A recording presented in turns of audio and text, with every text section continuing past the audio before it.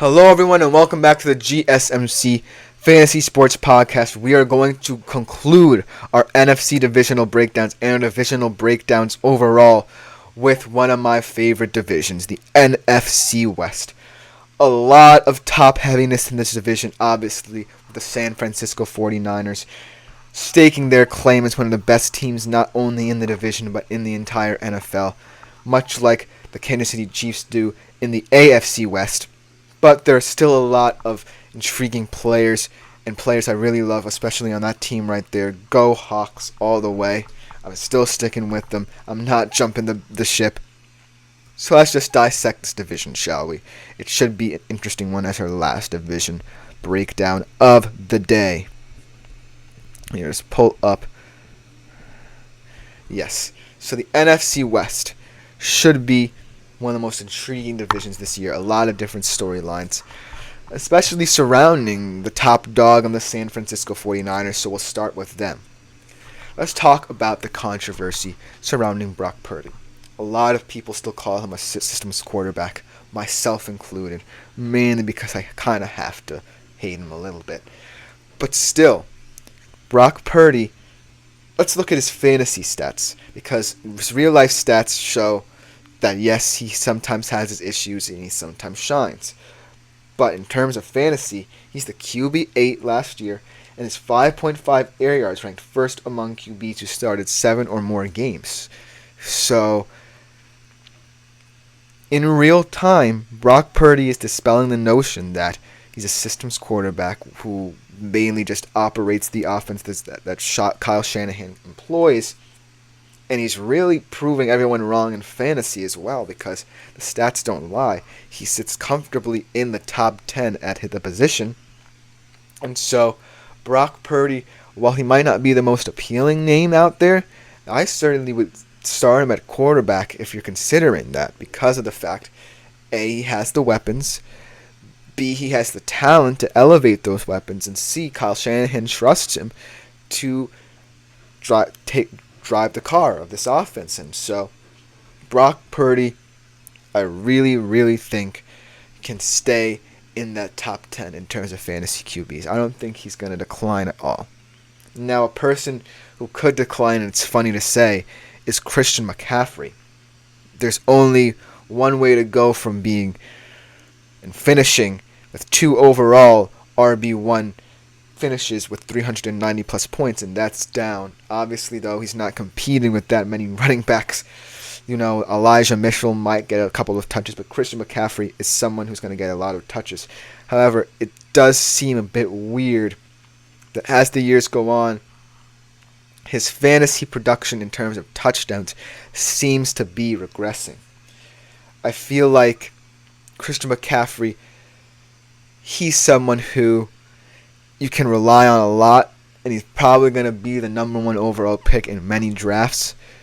But it just feels like maybe the San Francisco 49ers are going to want to focus on maintaining a pass-first kind of philosophy.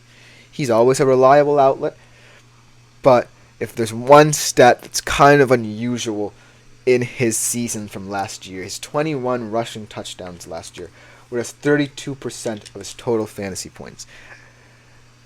And you're probably thinking, well, he's just so versatile, he'll definitely continue his fantasy production. Maybe his biggest weakness is his versatility, because he doesn't necessarily focus in one field, and he can do it all, and maybe that's going to decline as Brock Purdy looks to include more of his receivers.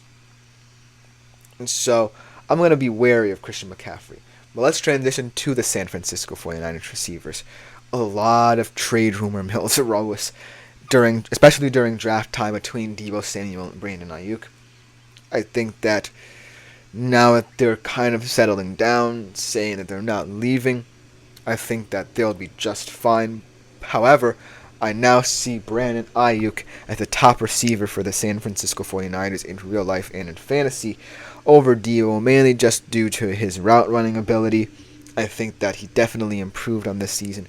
One of the main reasons, especially in the playoffs, where he kind of broke out, that I am saying this, Brandon Ayuk couldn't be a top 10 fantasy wide receiver, by year's end. So look out for Brandon Ayuk on draft boards. But overall, the San Francisco 49ers, just a wealth of talent to choose from if you should in your fantasy draft. But let's move on to the Los Angeles Rams. Kind of another surprise team in the NFC last year. Obviously, they didn't have Cooper Kupp for large portions of the season, but no matter, they have a new sheriff in town in Puka Nacua, who had a breakout rookie season. A 5th-round draft pick out of BYU, just putting the league on notice. Not for any kind of special trait, but just being like one of those reliable receivers. Those guys, maybe when you're playing football in recess, who always were open no matter what they looked like, how they played the game. That's Puka Nacua, in my humble opinion. He just gets open no matter what. And Matthew Stafford really benefited from that. Let's talk about Matthew Stafford. He was a top 12 QB in last year, in the last 6 years as well. So Matthew Stafford is always going to be reliable. The question is, can Puka Nacua replicate his season this season? He had over 1,400 yards and 6 touchdowns and 105 receptions. So he's a PPR monster as well as just a fantasy monster in general. So look for that duo to elevate. Obviously, should Cooper Kupp look healthy in training camp, he's definitely going to have to compete again with Puka to retain that number 1 wide receiver position. But Puka Nacua is definitely going to be off fantasy boards earlier than he was last year. Definitely not going to be streamed by many this year. He's going to be one of the starting receivers on your team, in my humble opinion. And overall, the Rams definitely have a lot of upside. They have Kyron Williams at the running back position, who had a breakout year. So I think the Los Angeles Rams are definitely going to be a very intriguing team to follow in terms of fantasy. But let's look at my favorite team in this division, the Seattle Seahawks. Don't sleep on them this year, especially offensively. Let's talk about Geno. Obviously, he had a fantastic 2022 campaign, especially in fantasy. He had 18.7 fantasy points per game in 2022, still under Pete Carroll. But then he regressed to the mean a little bit last year with 15.4 fantasy points per game. However, he has said that with the hiring of Ryan Grubb from the University of Washington, who was in control of one of the best offenses in college football last year, he's starting to say that he's seeing things he's never seen before. A lot of verbiage, a lot of different route concepts introduced into this offense. So look for Geno Smith, who's definitely one of the smartest quarterbacks in the league in terms of his footballing IQ, to handle that offense with ease. I'm really intrigued to see how Geno comes out this year, manning that QB position. Obviously, they did bring in Sam Howell to compete with him, but Geno Smith is still the number 1 QB in my eyes. Let's talk about his receivers, because the receivers are kind of iffy, in my humble opinion, when it comes to fantasy. Let's talk about DK Metcalf first, because I think he is now the new number 1 wide receiver, supplanting Tyler Lockett. Here's a weird stat about DK Metcalf. He has had no season over 15 fantasy points per game, but he has had no season with less than 13.3 or ranked less than wide receiver 26. So DK Metcalf, he's kind of at that median baseline for fantasy wide receivers. I think you can take him at your own risk. Maybe you bench him for a couple of weeks and then put him in for a game that looks appealing for him. But DK Metcalf certainly is someone who is definitely hit or miss. I don't like to say it because he's one of my favorite receivers in the league, and one of my favorite teams in the league, but DK Metcalf is certainly one to watch. And then Tyler Lockett, he has had the most targets of his career last year, but less than 1,000 yards. So, make of that what you will. Tyler Lockett, I think you're going to have to fade. Maybe DK Metcalf is a Seattle Seahawks wide receiver you buy into, but overall, I'm really interested to see how this offense comes out this year. And last but not least, let's talk about the Arizona Cardinals.